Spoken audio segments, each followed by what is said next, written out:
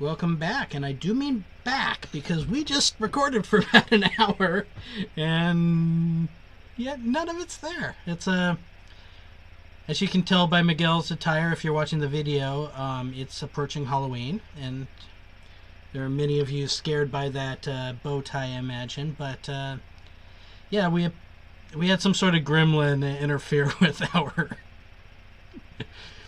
recording here. And we were on it too. Like, we've got a long list of stuff to get done, and we had all this lovely banter at the beginning, and then when we actually got going, we were going, and who knows if we can replicate that again. This is how you know we're committed, though, because we didn't just give up.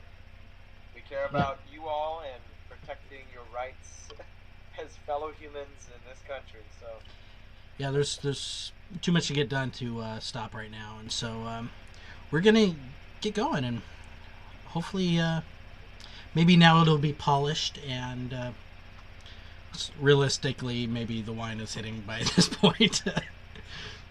But okay, so we had a few things that we talked about briefly, and rather, even though even though you never got to hear it, I'd like to not necessarily just rehash the same things. But I'm my Puerto Rico trip fell through. I'm not psyched about that.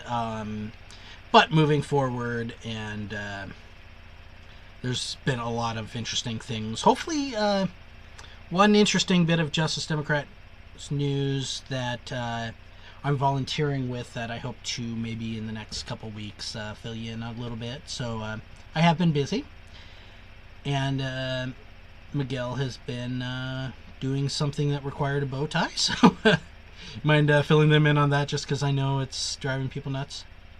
sure. With curiosity, not necessarily. Bow ties are cool. Yes, yes. I'm wearing the bow tie because I support talking about the realities of climate change, and a lot of our candidates care about that issue. And Bill Nye does too. And I went to a Bill Nye concert with the physics teacher at the high school I work at, and I called it concert. I mean a Bill Nye show. Man, I would love to go to a Bill Nye concert. I don't know what he would. He'd probably be on the kazoo, Great wouldn't he? music.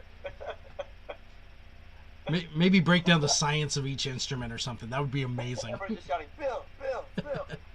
Yeah, just that one song for an hour and a half. Yeah, but that's why I'm wearing it. Yeah, it's Halloweeny, so I'm all mismatched. That same gremlin that screwed with our recording stole all my clothes too. So it's all done. Yeah, thanks, Obama. So, does that not just sound so hollow these days? It's just, yeah, I just love when people It was pull it off. satirical when she started that, but now it's just kind of like, yeah. Yeah, and then if you haven't watched the Trump with the kids that visited on Halloween, go watch that. It'll scare you. So, moving along here. Yeah, let's just move along. We're still recording, and I kind of don't want to press our luck here. Uh, Okay. so, we've got a rather lengthy list of Justice Democrats' brand new Congress candidates that has grown substantially, and we haven't been able to talk about everyone. And so, what we're going to do in this episode is just point out two or three quick facts about every single candidate. Um, we're going to try to keep general banter low because there's just so many people, and that is a great problem to have. We have a couple candidates that we've been in talks with about actually having on the podcast soon, so hopefully there'll be some news about that in the near future. Um, but otherwise, let's get going here. So, Miguel, would you like to start us off? Sure. So I'll start you off with our trailblazing inaugural Justice Democrats candidate. Um, so Cori Bush represents Missouri's first district for House of Representatives, and she's running on, I would say, the three most important things to me of her platform are to replace the school to prison pipeline with the school to prosperity pipeline. Nice. So as a teacher, I care about that, our kids' future. Let's not put them in prison. Let's help them have prosperous lives. She cares about workers' rights, principally the $15 minimum wage at the federal level. Lastly, she cares about Medicare for all, including getting affordable medicine to people who need Okay. So I'll be talking about Alexandria Ocasio, and she's in New York 14th. One of her big things is also universal access to quality education. And right now, she is one of the main voices that is speaking up for Puerto Rico and basically saying this would not have happened in a state. The problems that they're suffering with right now, we would not have seen that if it was Illinois. We would not. Could you imagine right now, month and a half later, Illinois not having electricity? it. Not happening. We would not stand for that. So why are we standing for it with these other Americans? And so she's doing a great job being vocal about that, and respect her so much. Next Luchamos up. por los brinqueños. Yeah, that. Say that again. Luchamos por los borinqueños. The borinqueños. Yeah, I got that. Is like the term for Puerto Ricans. It's more of like a colloquial term that they use. That was the part I understood. What was the first? Luchamos por, so we fight for. Okay. I've been doing Duolingo, and Woo! I love that place or that software. yeah, it's been fun. Like I can't seem to separate Portuguese and Spanish in my mind, and I feel I need to just commit to one or the other, and I don't know where my life is going to take me, and I don't want to make that call, but I don't seem to. I also want to learn Swahili, and I can separate the Spanish and the Swahili, but I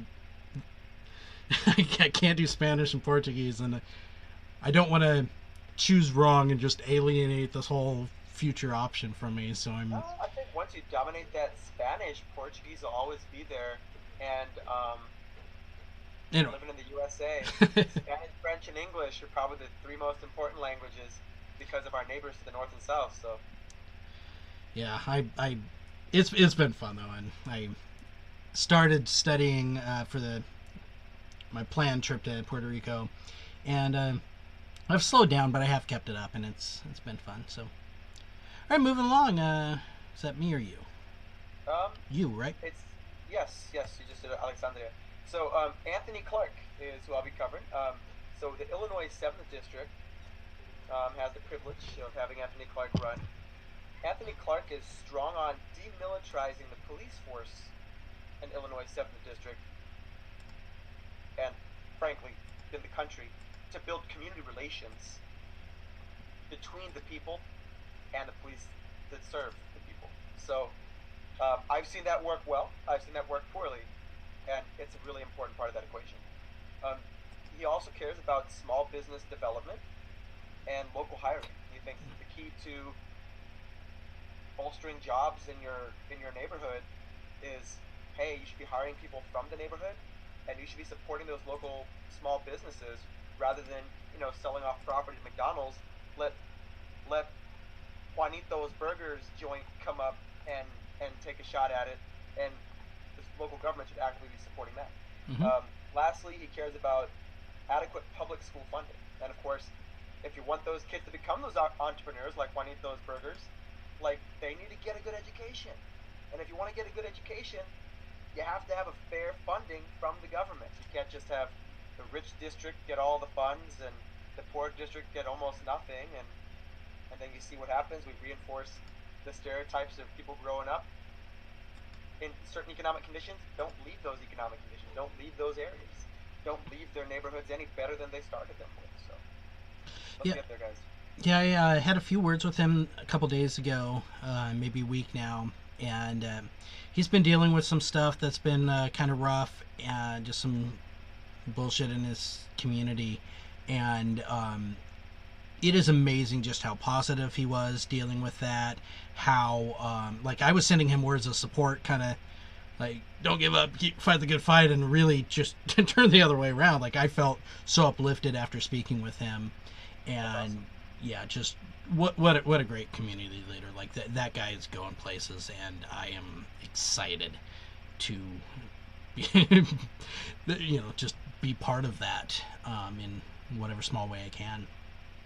Well, my heart goes out to Anthony, and for those who know Anthony or are in a position to get to know him, um, let's give him some love, let's give him some support, and let's just be part of that, getting through the hard times.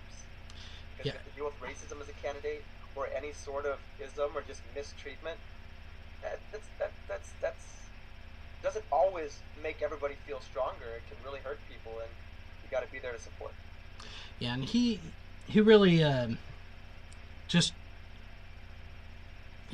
just really impressed me. Yeah, and just another candidate that is also just top shelf here is Adrienne Bell. Um, Woo! yeah, she is another one of our right off the bat, one of the first Justice Democrats here, and Texas 14, and she's pursuing a PhD in educational administration because, unlike some parties who are okay having their leadership speak at a fourth grade level, we like smart people. And not to say that having a PhD and one's intelligence are directly equated, but she is absolutely a brilliant person here. And having someone with that sort of background, she has taken time out of her life to actually study schools and how to make them work, and that is exactly what we need in Texas here. And so her focus is reforming the criminal justice system and revitalizing the education system. And so we've talked about the school to prison pipeline already, and she's the exact right person to present the solutions to that. So cannot Makes me support feel her. better as a teacher. Okay, Michael. All right, so let me tell you about our Floridian representing the 27th District of Florida, Michael Hepburn. He believes in free public college, which, hey, let's get there again. I know California was there in the 70s. Living wage jobs, again, a beautiful term. We're not just saying $15 an hour for everybody. It's what do you need to live a good life, and how can we calculate, actively care as a government about calculating what you need for where you live and give you that minimum wage that you need. And universal free healthcare with an accent on the free. So universal healthcare that you don't have a deductible for, you don't have a copay for, you have free vision insurance for. So he's talking about all those things and is actually in charge of making that happen. So I am super excited about Michael, and he inspires me as a teacher to just talk about these issues with my kids about what's fair and what's not. Absolutely. Yeah, and I mean it's not even an important thing, I shouldn't say really, but is he not our most photogenic candidate? You look at, he's just got this smile that you can just tell, like, you know how they say, like, you can tell someone if their smile is genuine by looking at their eyes. And I've moved the cue, otherwise I'd bring his photo back up, but like that guy looks like he's just radiating kindness from him. So That's it. It's like somebody that you just want to hug from because he knows he gives a shit about you. yeah, That's real. yeah, like I'm. That's that's what we're running on, is actual humanity here, and it's a new thing in politics in America. And especially in Rob Rarce's party, because he Tell is, us about this. yeah, he is running as a Republican. I mean, this guy's a Republican, but he's not an asshole, which, kind of shocking.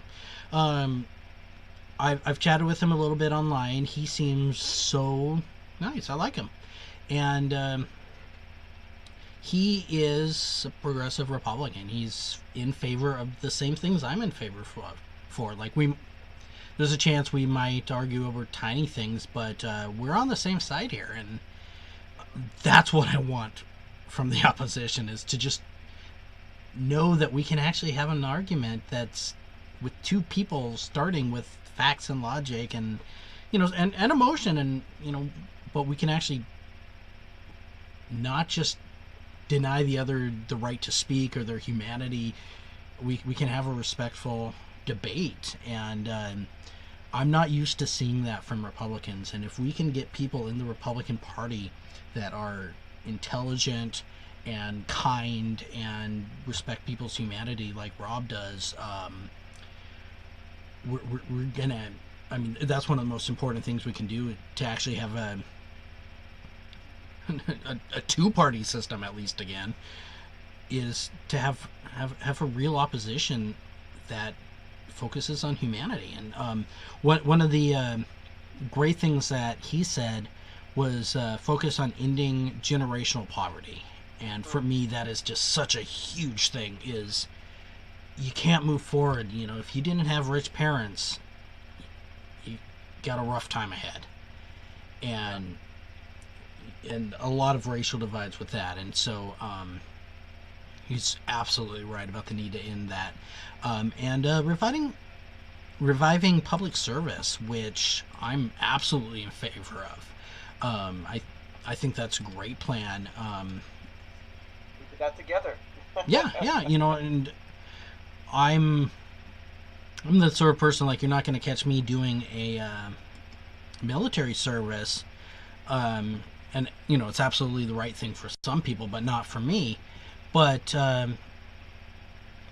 absolutely, I think we should, especially when you're starting off your life, take some time, meet some new people, see a different way of life, and spend a couple years making the country better, improving the infrastructure. And so this is my policy, not Rob's, but I think we should have, 2-year, where, I don't know if it mandatory is, I'd agree with that, but there should be some benefits to having 2 years in the AmeriCorps or Peace Corps or the military. Similar type things, so you actually spend some time getting your hands dirty, making the country better. I think there are some advantages to that, and I hope to at some point sit down and chat with him to actually discuss what his plan is for that. But yeah, he excites me, and that's never happened about a Republican. I've said once or twice I've settled to vote for a few of them just because of a really horrific Democratic candidate, but I've never actually been excited about one. And so that's all sorts of new things happening in 2018. Something to bookmark if you end up talking to him. But I've been curious because I have friends who work for FEMA. I went to grad school with them, and I'm curious what some sort of like a FEMA Corps would look like. So like an emergency disaster volunteer, like even if you're preparing for disasters that may happen, and then when they happen, you're already a volunteer that's ready, and you can just be deployed with the regular FEMA. I would love to hear about his perspectives on that, perhaps. Well, if we can't get people to Puerto Rico, if we can't get supplies to Puerto Rico, I mean, we have no business in foreign wars. And we can argue about cutting military and stuff like that, but absolutely we need to increase our situational readiness here. If Florida, Texas, but particularly Virgin Islands and Puerto Rico, that is horrific. And so, yeah, absolutely, that something along that line would be not just a good idea, but it should have happened already. So, speaking of good ideas, though. Hey, I can talk about Paula Jean Swearingen. So she's representing the Senate. Swearingen. Right, Swearingen. Have you never watched Deadwood? Swearingen. I'm sorry. Oh, move that to your top of your list. I'm with all respect to Paula Jean, I don't want to even remotely compare her to Al Swearingen, but that was the first thing I thought when I heard her name. Oh, no worries. Okay, so Paula Jean Swearingen for the West Virginia Senate. She's dealing with the cluster of West Virginia, which is I think it's our most impoverished state. Do not quote me on this. Do your own research. It's poor. It deals with a lot of issues in terms of contamination from bad coal practices. The that the workers aren't responsible for, but those big coal companies are. That, you know, certain current senators Joe Manchin. maybe don't mention maybe lining their pockets with corporate kickbacks to cut safety practices, to lay off workers, to Automation. support automation, putting workers out of work, and the state does not have great infrastructure. So, what the heck do you do? I mean, it doesn't have great transportation, public transportation. Um, so, what do you do when you lose your job? Have to sell your car just to be able to pay your house mortgage if you have one, or pay your rent, and then you can't get a job because you have no car anymore. Well, Paula Jean wants to help you out. All right, so we want to improve infrastructure and transportation, get people off opioid addictions, which is something that might happen to you if you're unemployed. She wants to try to find out how we can use hemp to make money for people, to have like a hemp industry and make products to put people to work in manufacturing jobs.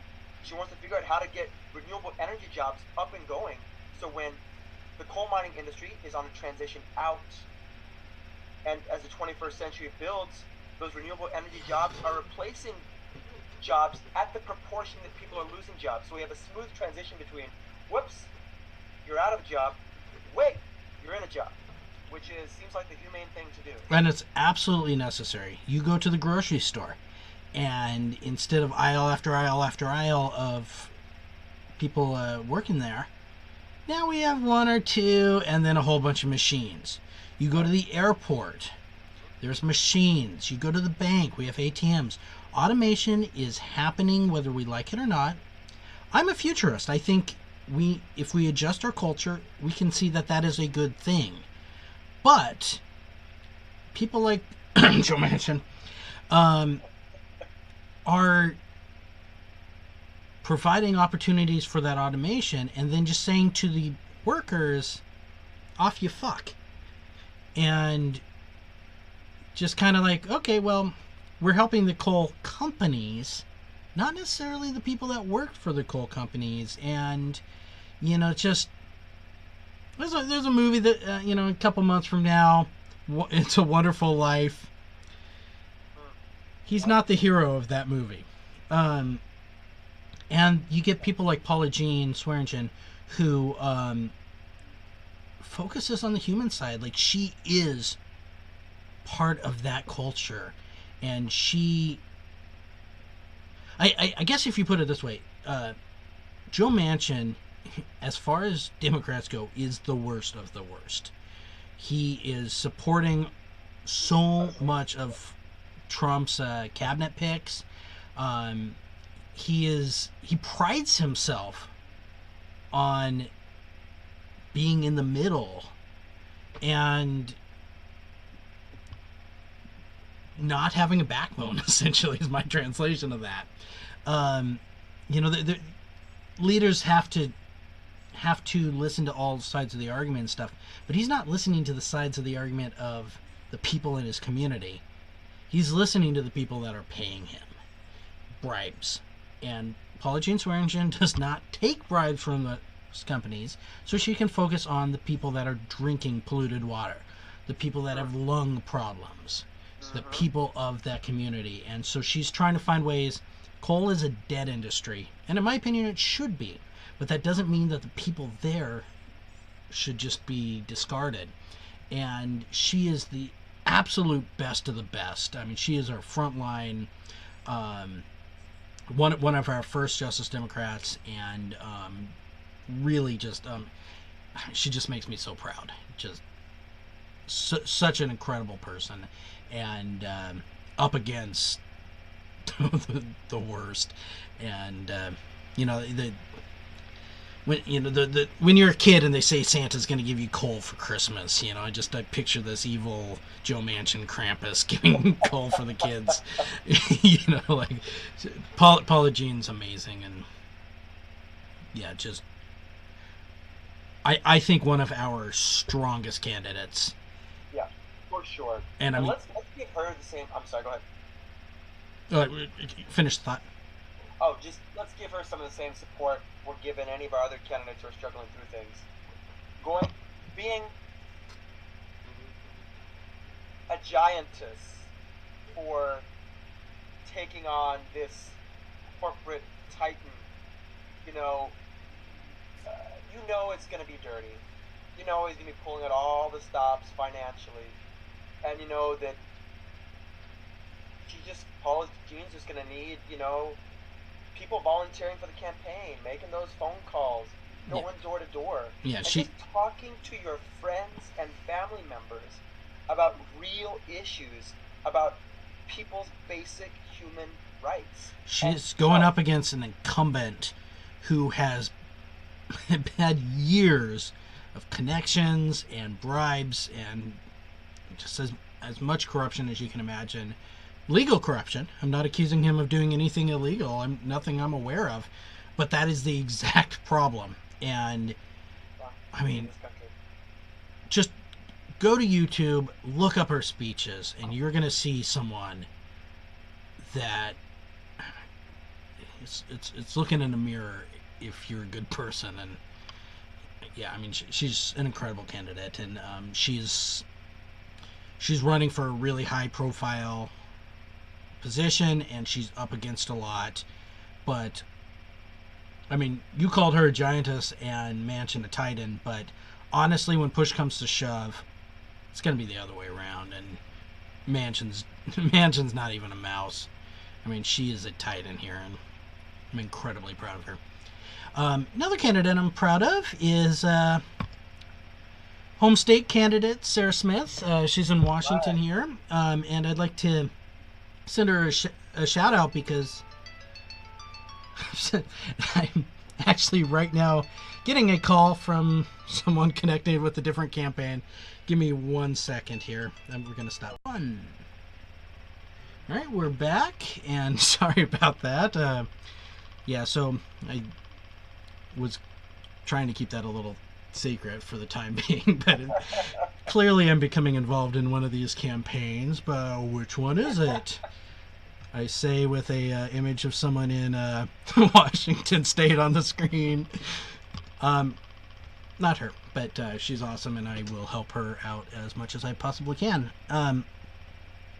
Yeah, so I'll tell you more about kind of my involvement as that gels a little bit, but I'm excited. And anyway, I don't know where we cut off, but I've got Sarah Smith here on the screen, so let's just kind of start over with her. Sarah recently actually hurt her hip as she was campaigning, and shows you just kind of how hardworking she is. She's going out, and she's out there. The difficulty with our candidates is that we're lacking the funds, we're lacking the name recognition, and candidates like Sarah are lacking voter rolls that other Democratic candidates get, because they're being denied that because they are a threat to the established corporate Democrats. So we hope to have Sarah here maybe in a couple weeks. We're talking with their campaign, trying to figure out a good time to chat live with her. But one thing you can do to help her out is go to justicedemocrats.com/DNC, justicedemocrats.com/DNC, and sign a petition saying if you're going to give voter contact information to one Democrat, you should give it to another, because she is running on the Democratic platform, and I mean, Justice Democrat, but they would rather lose to the Republicans than win with a progressive Democrat, and it is just sick that they're kneecapping someone that's trying to help their own party and that actually is a viable, solid candidate. I'm so frustrated by that, but I'm also excited by her campaign. She's an awesome, really friendly person, and I think we're kind of becoming friends through this, and I hope that continues. A little bit about Sarah, if I can find her on my list here. So she's running in Washington's 9th, And one of her big things is ending the war on drugs and the school to prison pipeline. She is a big supporter of the green energy revolution, and yeah, it's just really, really vocal, really energetic, and because she's in the same state, she's the Justice Democrat I've had the most contact with so far, and will likely probably have the most contact with her as we go forward and kind of revitalize this podcast, figure out how, do some more interviews and stuff like that. So hopefully she'll become a familiar face around here. I look forward to that. All right, so who do you have? Well, heading to Texas, we're looking at the 22nd Congressional District, and I'll be talking about Leticia Plummer. So Leticia is really passionate about investing in small businesses to create more jobs in folks' local communities. She believes that we need to have Medicare for all, and that public college should be free to anyone who wants to go. So those are some principles I know I can get behind, and certainly hope that the 22nd District of Texas can too. Mm-hmm.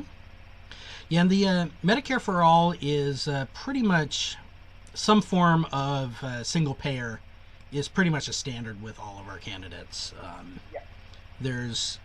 Everyone's got their own kind of, these are individuals and they're representing their specific areas, but some candidates are saying, for example, get rid of charter schools.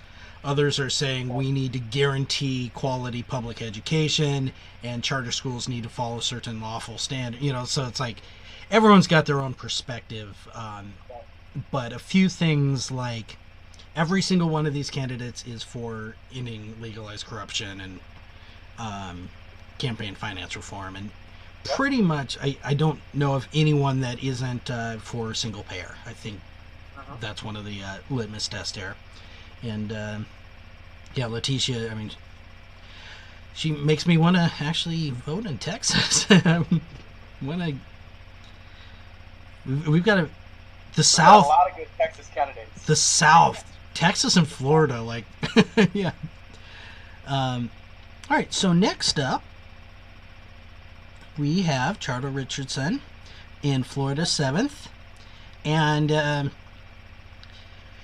I believe last week CNN had an article come out, and they referred to his election as one of the most important ones to watch. But in shades of like when Bernie started running, they called him a lefty long shot. And just that's infuriates me. That sort of like controlling the dialogue right from the beginning and just insulting lefty long shot. It just sounds diminutive. Totally does. But so he is for ending mass incarceration and protecting due process, one of the most important things you can be for. One thing that has me really excited about him is he's worked as president of the ACLU in Central Florida, which I'm sure is a full-time job there. And he is for ending the school to prison pipeline, and we've talked quite a bit about that, and just how crucial that is. So let's start him. A lefty long shot. So I'll be talking about Rosa Calderon from California's 4th District. So Rosa is pursuing free public college for all. She's involved in a host of issues for the industry there, the people who pick fruit there, the people who own small farms there. It's sort of like a nexus of some small town manufacturing and rural farming, and she's all up in racial justice and immigrant justice. But some of the things that I thought maybe people might not know as much about unless they pay careful attention is she really wants to end homelessness and has active plans to fight against homelessness. Um, I live in California in the Bay Area and like San Francisco general area, and where I live, everywhere there's rampant homelessness. A lot of it is returned veterans, people who've had their rent go up and they can't afford. Immigrant families, Well, and you know, San Francisco's synonymous with high rent, and that was before this whole rent increase. Like, you can't live in Seattle or Portland now, but San Francisco already had that reputation. oh yeah, yeah. My rent's gone up $400 in the past Four like days. 2.5 years. Yeah. Yeah, $400. I mean, some people in the cheaper states in this nation live in an apartment for $400. Hmm. You know, um, I lived in but Portland for 500 um, about 5 or 6 years ago, and that was pretty standard at that point, and not too far from downtown. But wow, that apartment would be at least a grand, 1,200 by now. crazy how that's going up, and that's not fair. You wonder where the homeless people come from.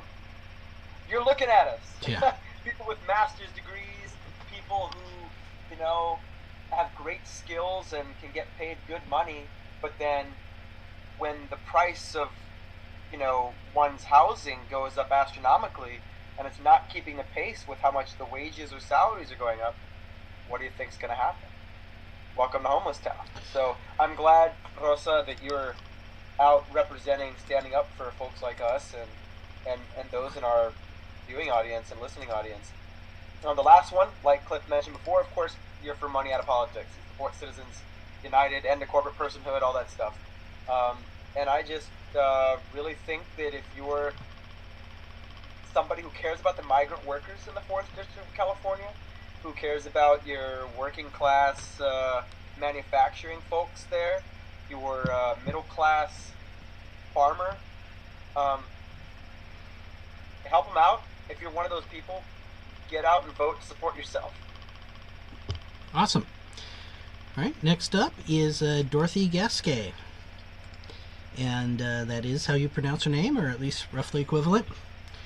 She's here in Washington State, Washington's 3rd, and she is one of the candidates that I'm most excited about. She will also, hopefully in the near future, be a guest, and I'm really looking forward to that. Dorothy is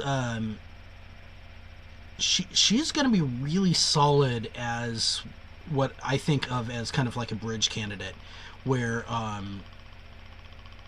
I've been watching a lot of her videos lately because she is here in the state, and might be helping out a little.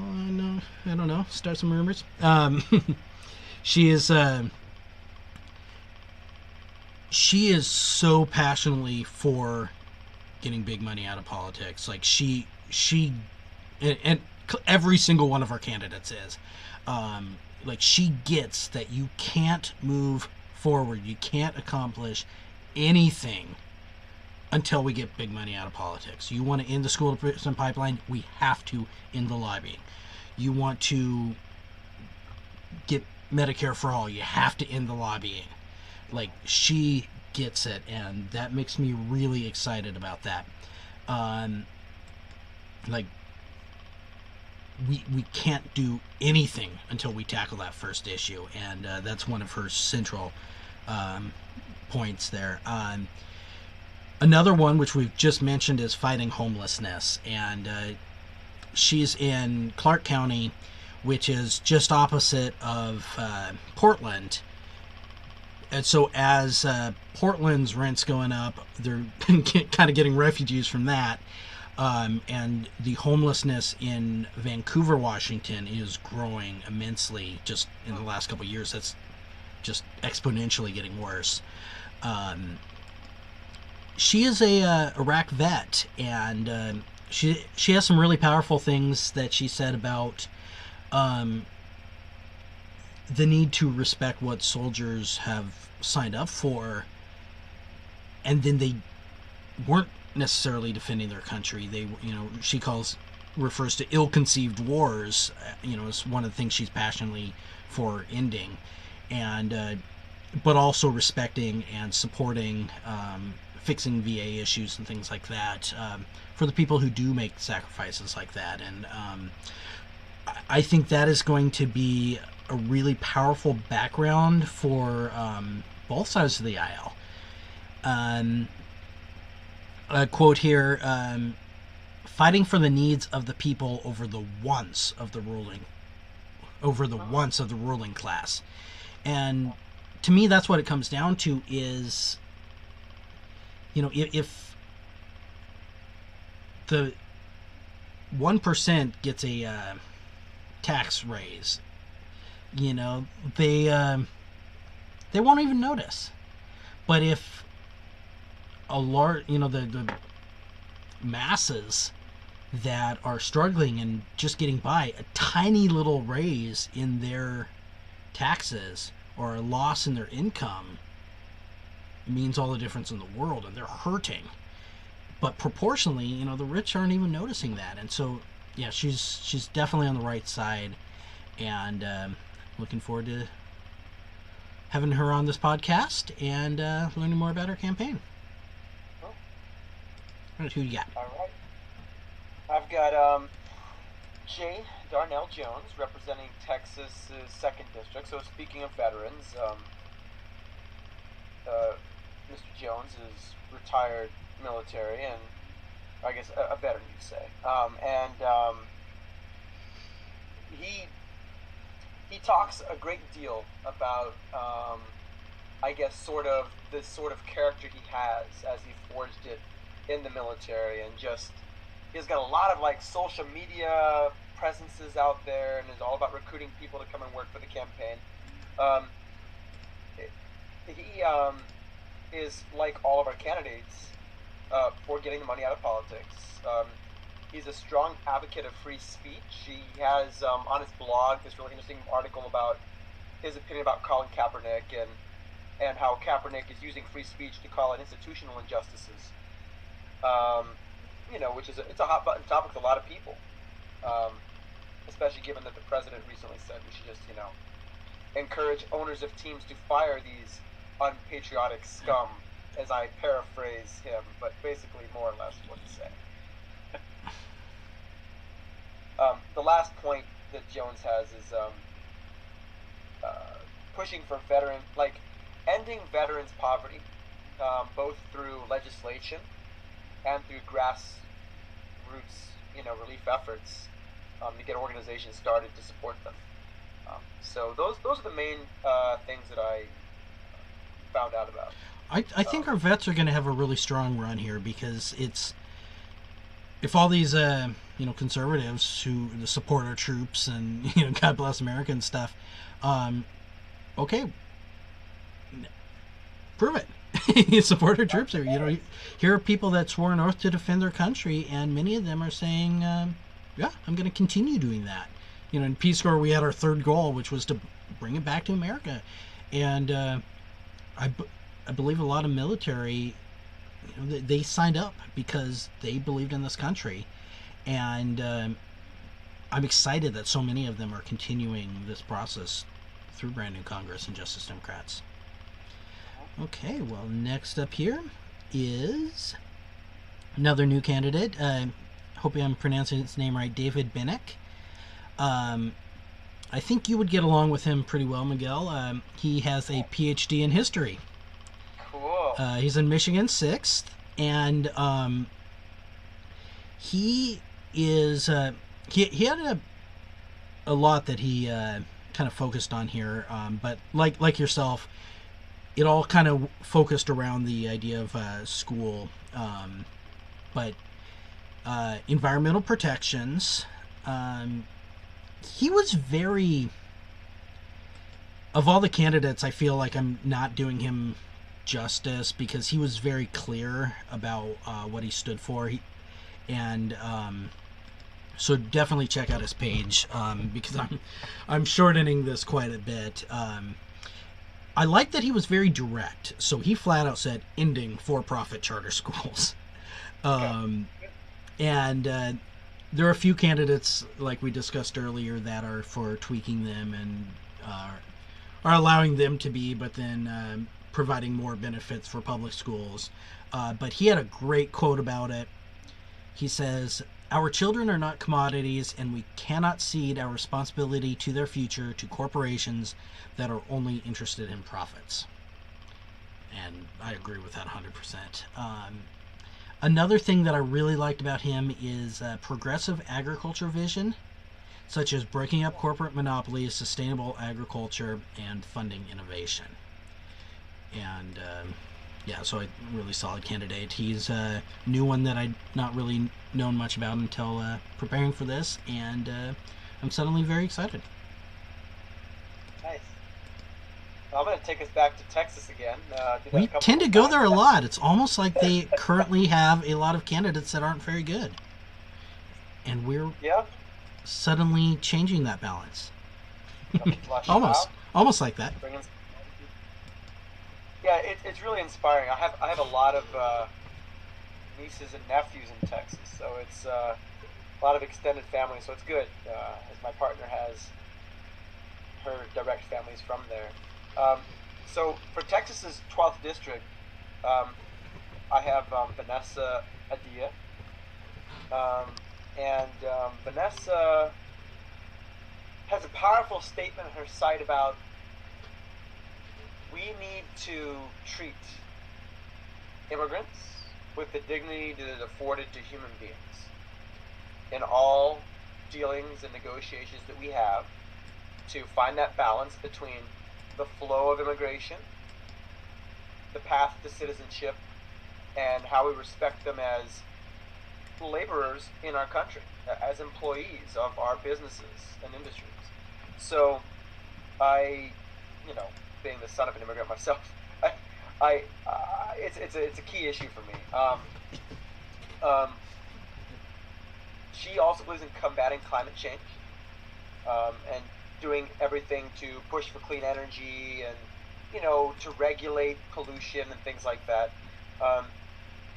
And finally, she believes that the key principle of healthcare reform for her is that people's lives and well-beings come before profits.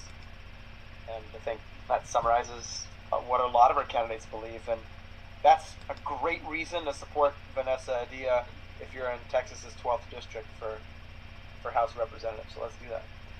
Awesome. Looks like our screen might have frozen for a second, so I'm going to stop recording and we'll be right back.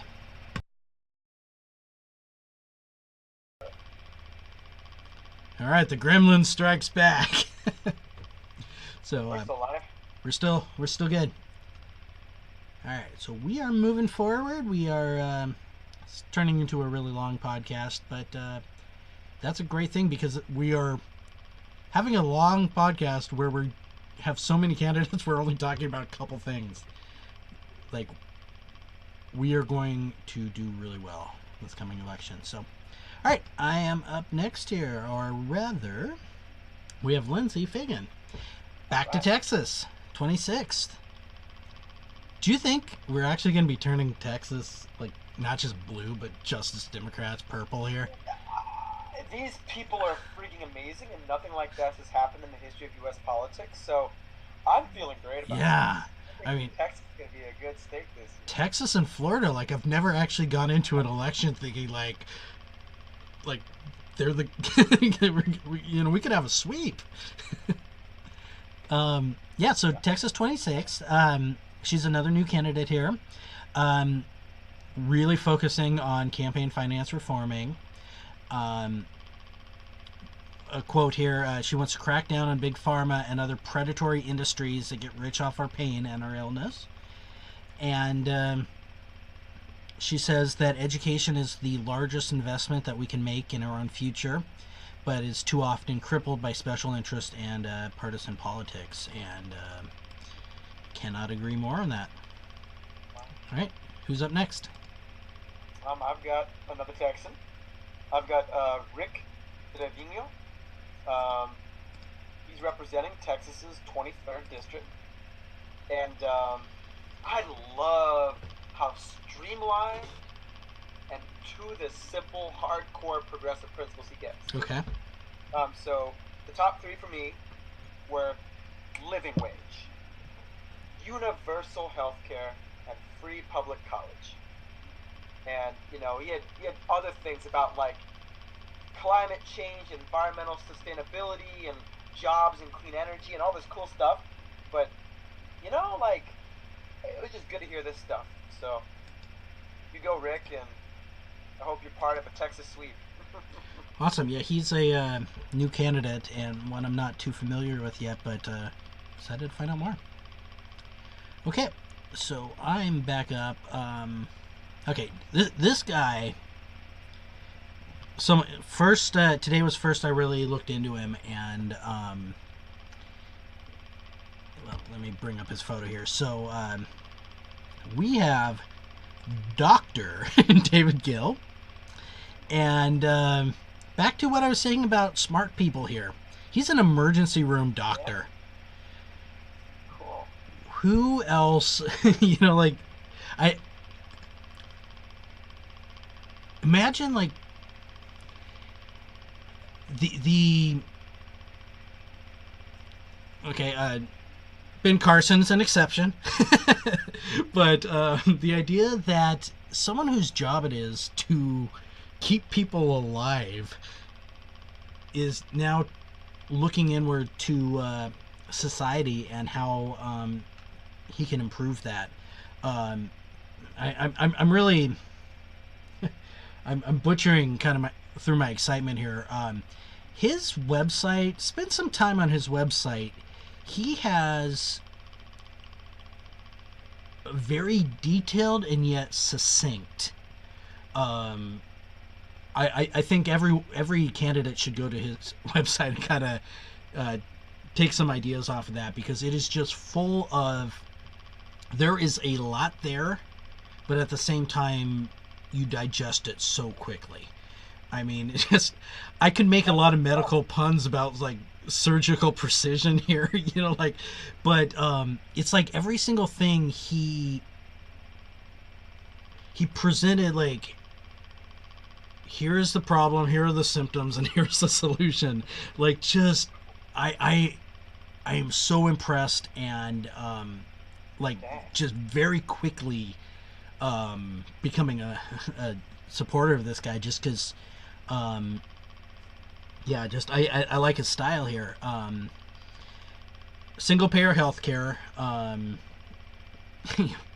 The doctor is saying, hey, this is a thing, this needs to happen. He's saying no, when you're saying that you're against this, you're putting words in doctor's mouth. Well, I'm a doctor, here's what we think. Fixing the tax system, dealing with inequality. He had a issue, he said, okay, we've got the Second Amendment, it's not going anywhere, but we do need a federal background check on guns.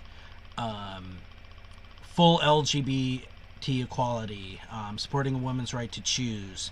One thing that I like that he brought up that a lot of people aren't is the need to help refugees, and having that as a central point of his campaign just really filled me with all sorts of joy, because not enough people do that.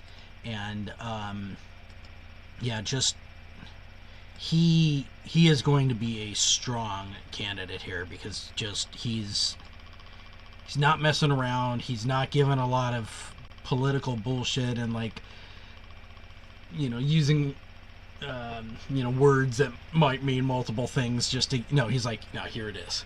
And just incredible candidate. So I wish I could vote for him. Next up, who you got? I've got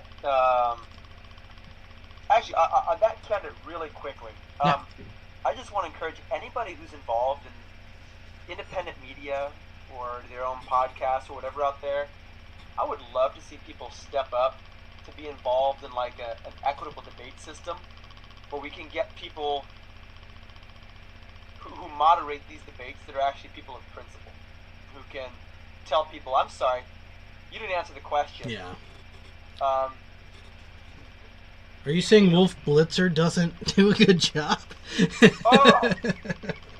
Let me just tell you, if I were running this, I'd say, oh, you did not answer the question. You have 2 more strikes. On the 3rd strike, you will be escorted by security out of here for not fully participating in the debate. You're violating free speech by, well, that's crazy right there. I'm not going to say that, but you're basically abusing. See, you self-moderated.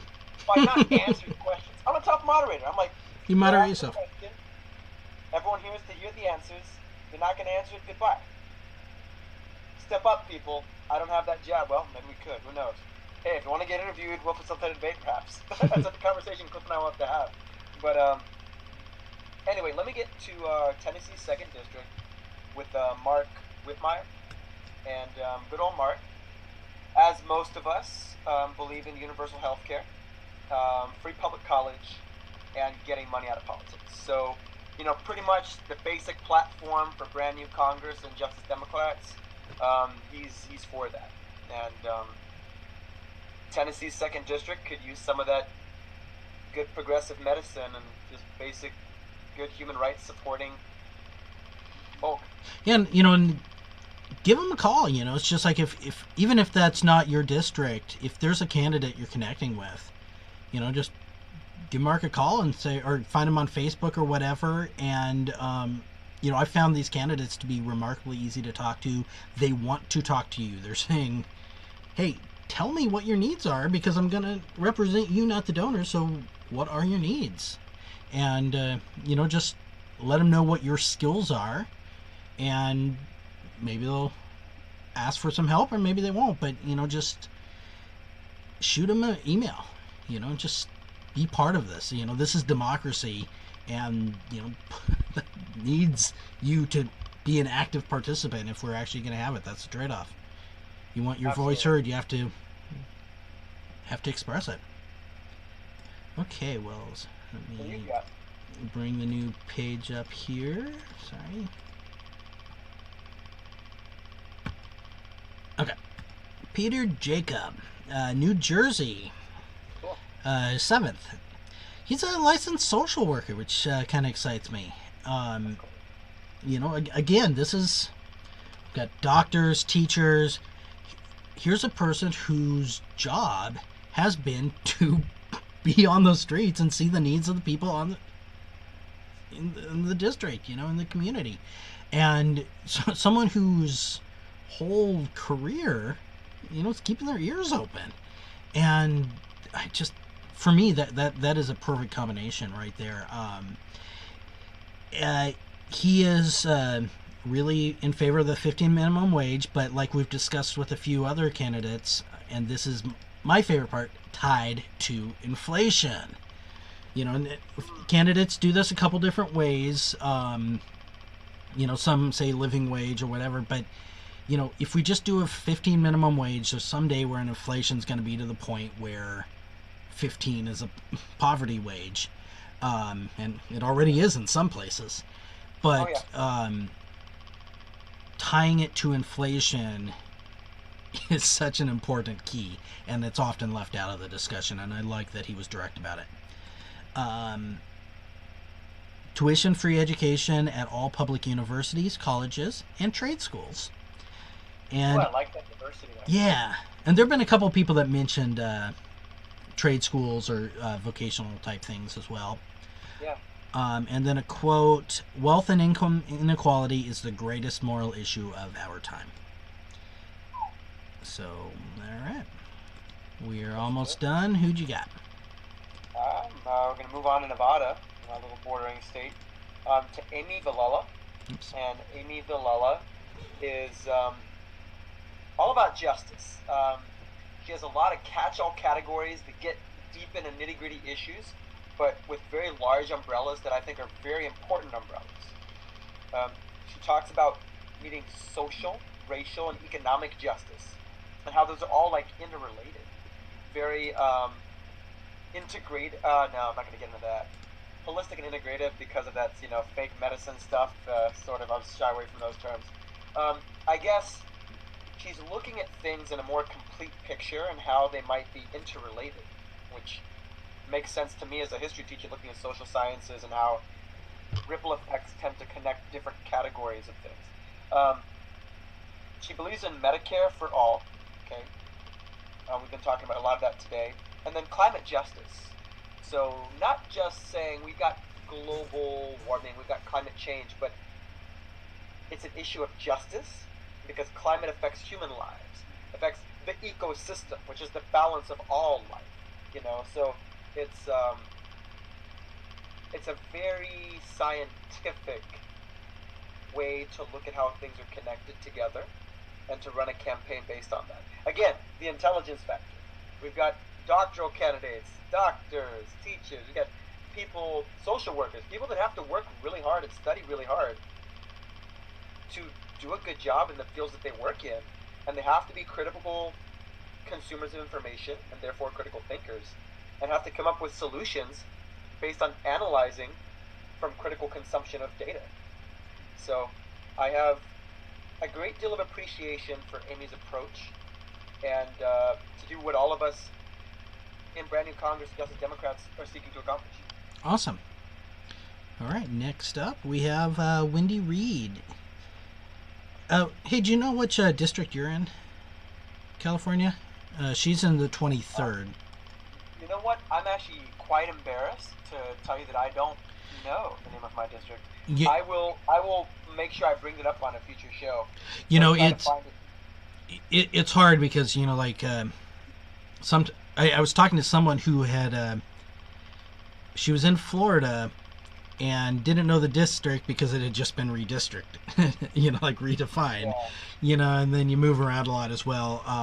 So no shame.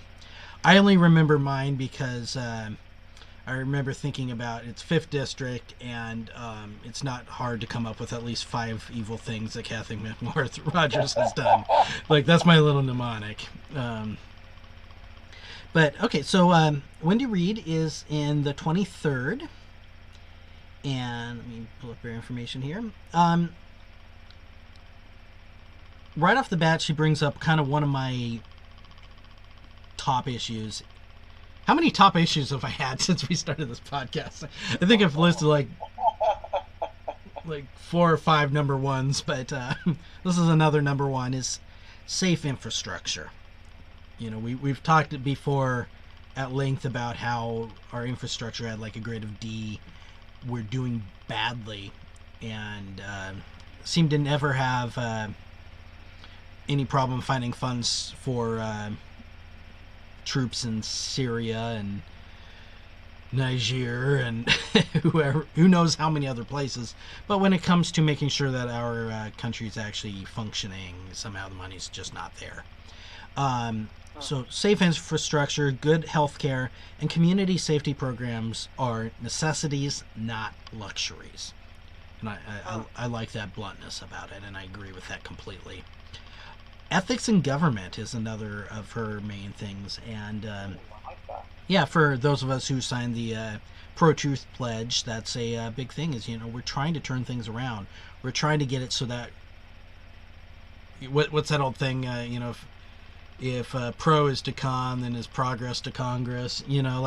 We're trying to fix that, and the fact that we've just accepted that politicians are liars is part of the problem. It shouldn't be that way.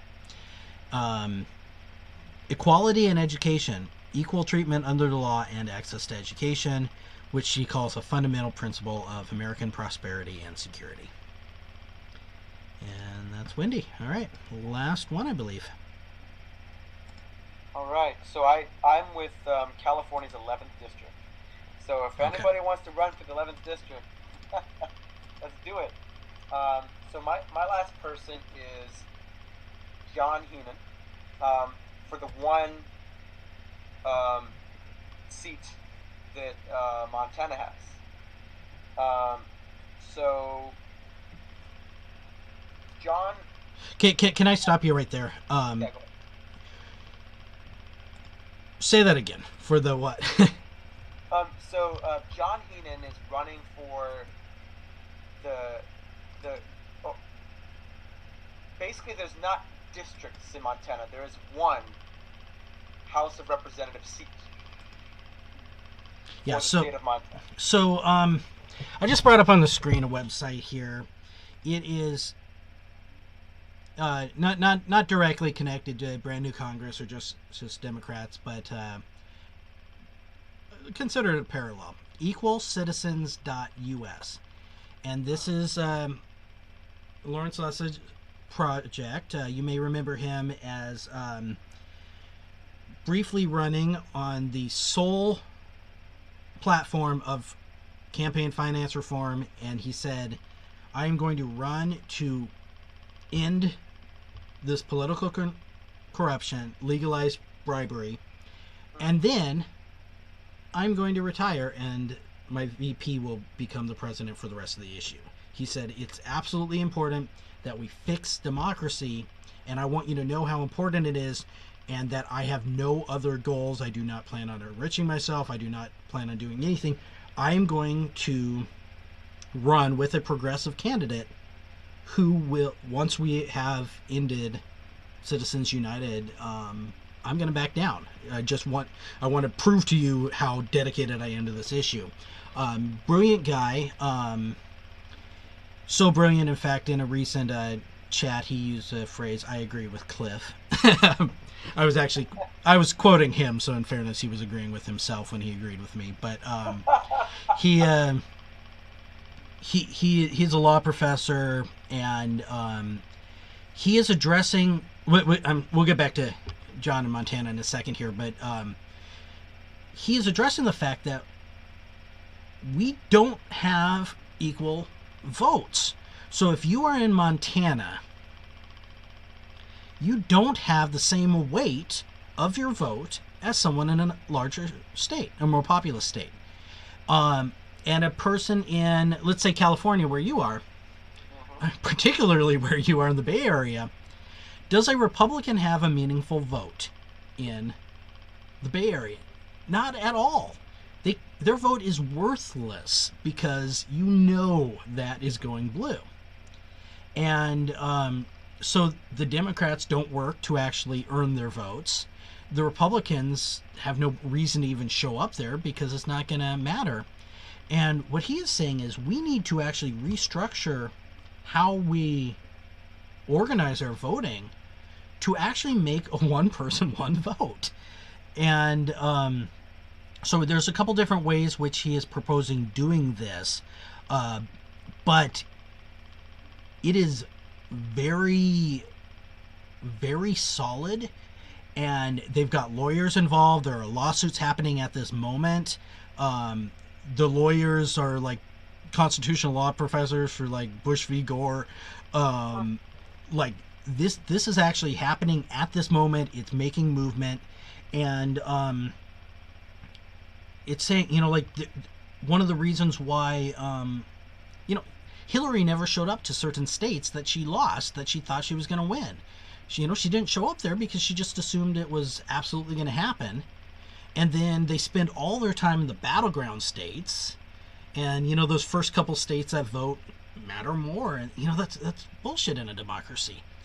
And so this is an actual approach happening right now in the court system. Like, this is not a hypothetical. This is happening that could substantially rewrite how we vote. And so don't think Democrat Montana not going to happen. Absolutely not. This is we have movement right now, and hopefully we're going to turn this wave of populism into I heard a phrase today, post-enlightenment. He was describing America right now and used the phrase post-enlightenment. And that is just a painful word to hear, and I can't necessarily say it's wrong, and it might be a very accurate, but I don't like it, and I think things like the Equal Citizens movement are what it's going to take to fix it. So sorry for interrupting, but you just kind of paved the way for that. That was an excellent segue into why there's only,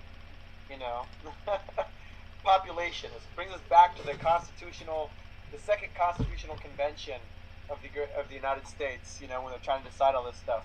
But to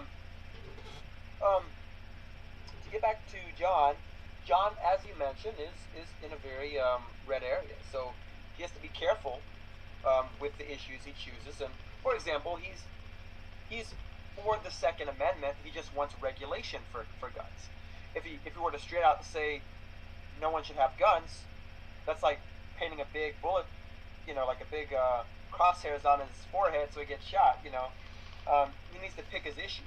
Now, fortunately for us, the issues where And I don't know if you even mean that rhetorically. I mean, I've gotten so many death no, threats I mean like by when I when I've said things like not even take your guns away, but just background checks and stuff.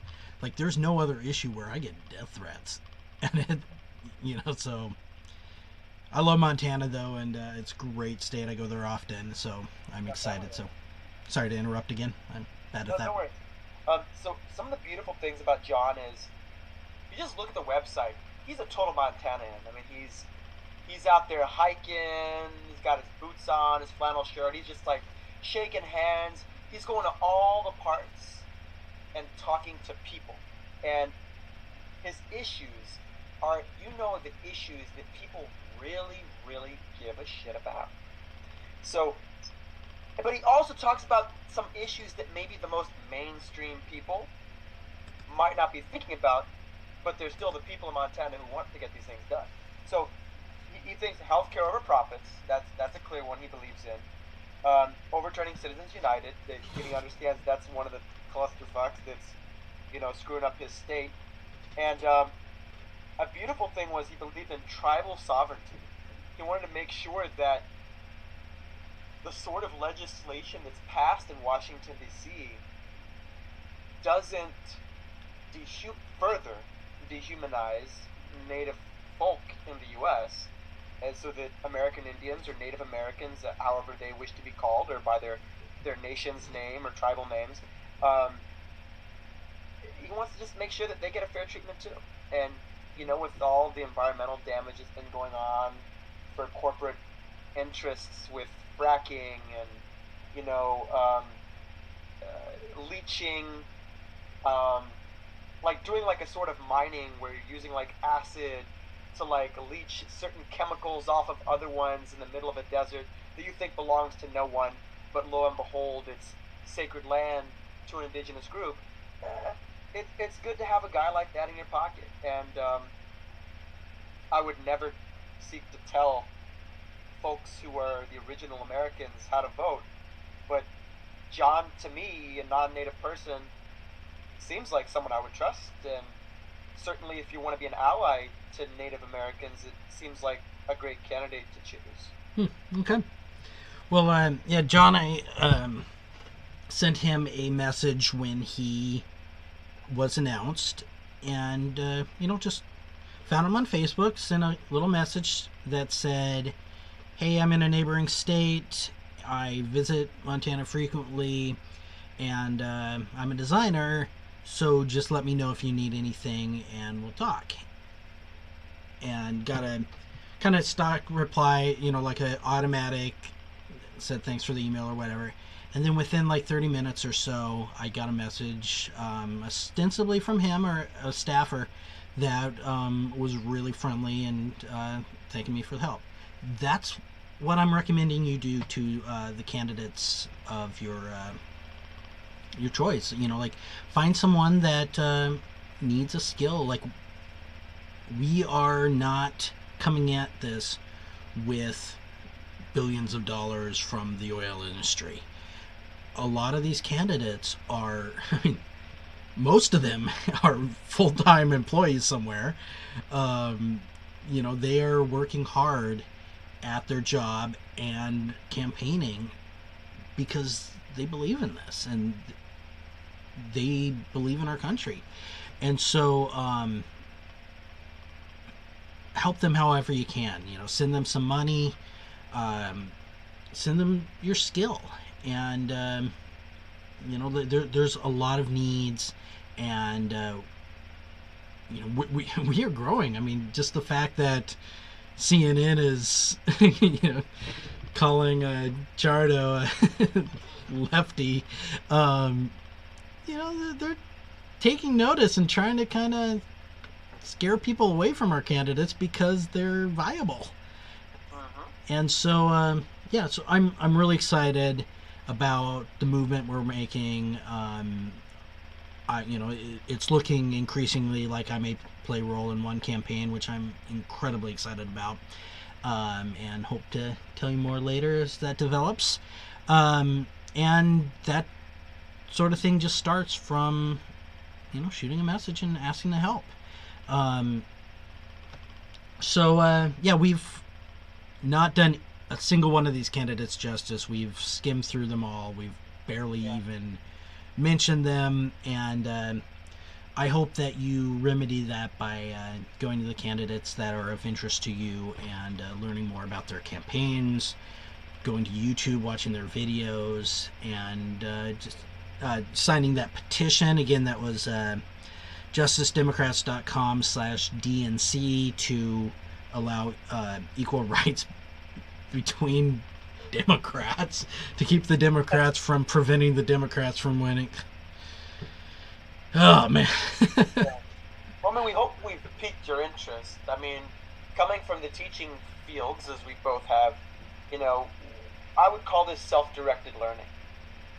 We could lecture at you all day, but at the end of the day, the best we really teaching could. is let me give you a few facts, let me pique your interest, and if you care about this, you'll use your critical thinking skills, find information about the candidates in your areas, and dig up all the treasure troves of information that the interwebs has.